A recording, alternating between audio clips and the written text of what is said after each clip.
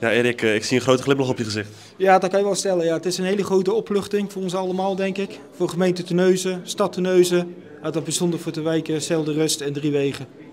Dat is echt een hele grote opluchting dat de gemeenteraad dit toch verworpen heeft. En dat is echt een ongelooflijk gevoel eigenlijk. Ja. Had je er vooraf eigenlijk vertrouwen in nog? Want het was natuurlijk, deed het spannend. Er werd gezegd van nou, de kans dat het nog onze kant op valt is klein. Had je het verwacht?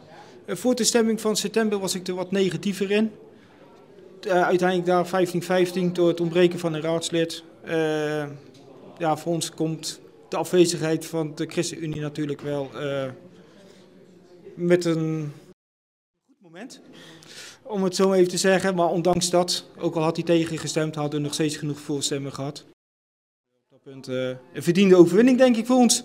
Ja. En hoe gaan jullie nu verder? Gaan jullie nu feest vieren thuis of hoe zit het? Ik denk dat we even de afgelopen 1,5 jaar even de revue laten passeren.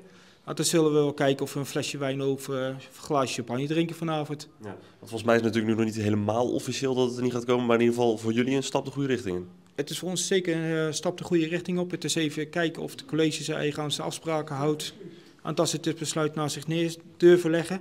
Maar ja, dan denk ik wel dat een motie van wantrouwen ingediend wordt. En dan hoop ik dat de raadsleden die nu tegengestemd hebben, dan alsnog voor gaan stemmen om de motie van wantrouwen in te nemen. Want het vertrouwen in onze burgemeester en bepaalde wethouders is toch al minimaal. Zoals je ze afgelopen dinsdag hoort praten, gaan ze alles aan doen om het toch door onze strot heen te douwen.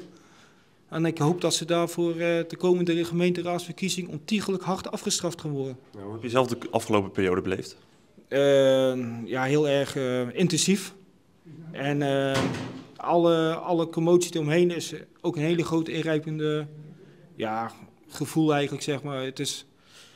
Het was echt een hele moeilijke tijd voor ons allemaal. We hebben allemaal slapeloze nachten gehad. Sommige mensen hebben er zelf medische klachten aan overgehouden. Dus we zullen zien hoe het gaat. Ja, dat laat ook wel zien hoe erg het leeft in jullie wijk. Ja, zeker. Het leeft enorm bij ons. En ook in de wijk Zeldenrust en Driewegen natuurlijk.